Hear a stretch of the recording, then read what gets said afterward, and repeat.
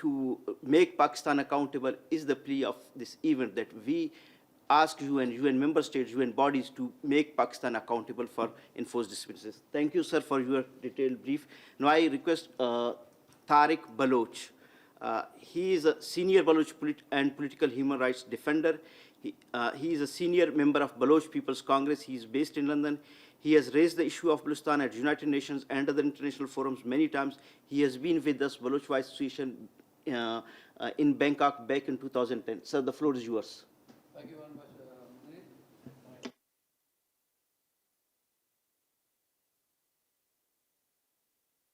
Munir. Oh, sorry. Thank you.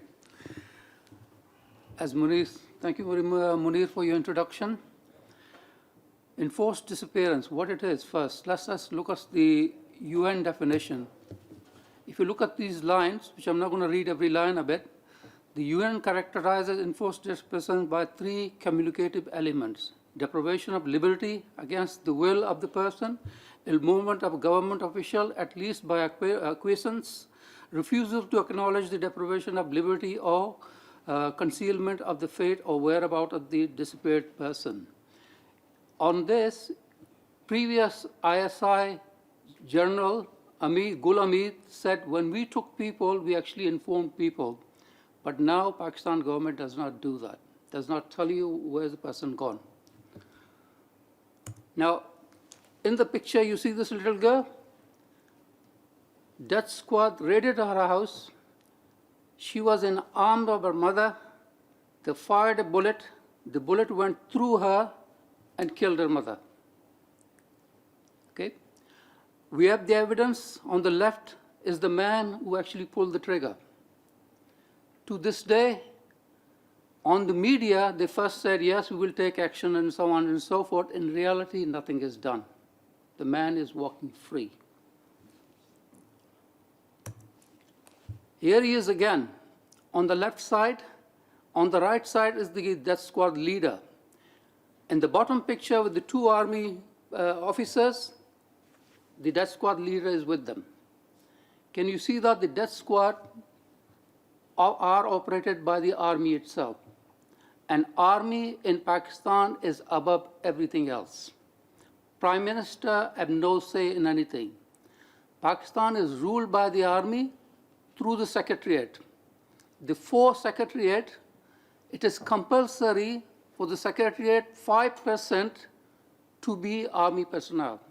And they are normally, in Balochistan case, always an ex-military general and especially ex-ISI. Now this young man, which you're seeing lying dead, I posted this picture on Twitter on mine. For a while it was there until Pakistani complained and I had to take it off. He came during the COVID to meet his parent. Can you see his parent sitting next to him? Previously, one of the colleagues of the person who committed this crime was killed by the Baloch liberation movements. So he could not find anybody. He saw this young man in the field helping his parents. They tied him with his mother's scarf, the blue scarf she was wearing.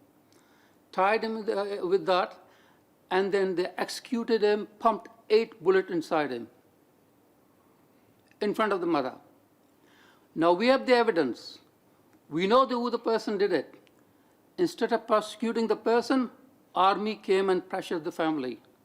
If you don't back down, other member of your family will face the same fate.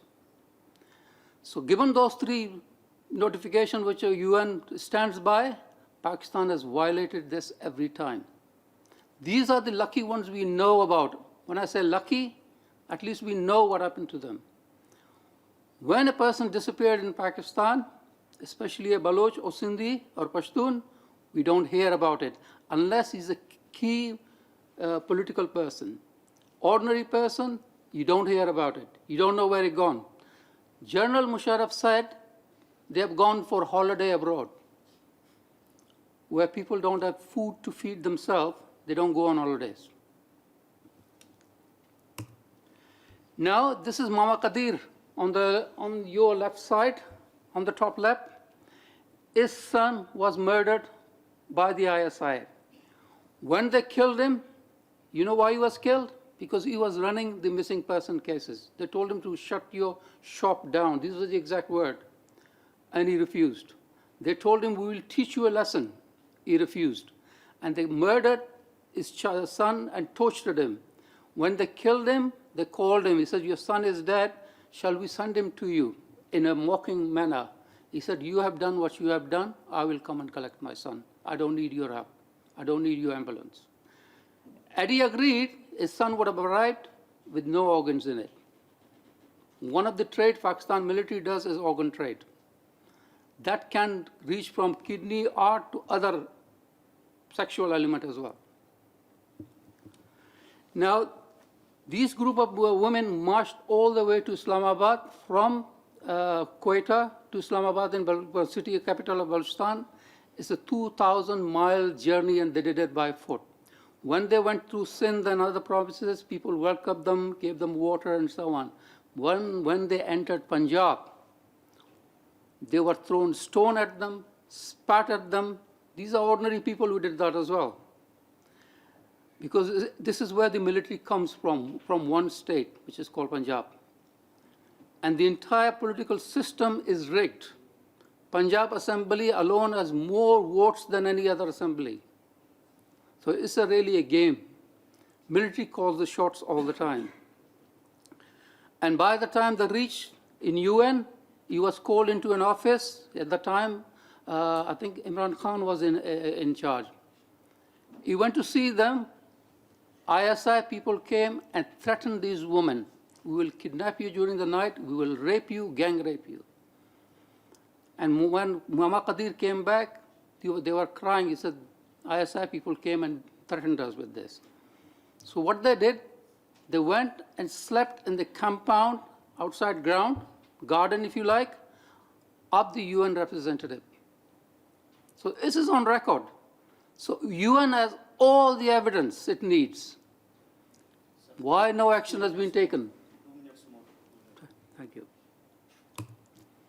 This is a lady, Najma, and I've taken her personally to make sure a small school she built by herself in front of her house. Without any pay, without anything, she was teaching in there. She was arrested by the local commanding officer. They threatened her, if you don't listen to us, become our spy. He said, I'm a teacher, I can't do anything, I'm here teaching. If you don't do that, we'll come and kidnap you and we'll gang rape you. At the end, she committed suicide. And the final warning they gave her that tonight we are coming to get you. And she committed suicide and wrote this on the whiteboard. The story ends there. And she told her parents what's happening. So therefore, we have detailed aspect of the story. Military came and threatened the family again. Newspapers, their media saying military coming to talk and listen. If you talk and listen, why haven't you punished the person? Why haven't you held the corps commander responsible? Now, these are gruesome pictures. Those are the people, you have the evidence, people have seen them. These are the people we don't know. We find the dead bodies. On top of an hospital, 500 people were caught. Earlier on picture, if you notice, one of the, that squad guy was wearing Baluchi clothes. He was very baggy clothes. And these people were found dead on the top of the hospital wearing exactly the same clothes. Only Baloch wears very, very baggy clothes, like a genie pants. Okay? 500 of them were found, missing eyes, kidneys, lungs, all the organs are missing. And this organ trade goes to China and various other places. The biggest buyer of this is China. Here we are, Pakistan Army record of mass killing. So what are we dealing with? You know about Bangladesh. 3 million they killed. 200,000 women were raped. Has a single Pakistani soldier or general been held accountable? If not, why not? Why not? UN has taken this course itself to the Court of Justice. You have the evidence. And similar thing is happening now in Balochistan, in Sindh, in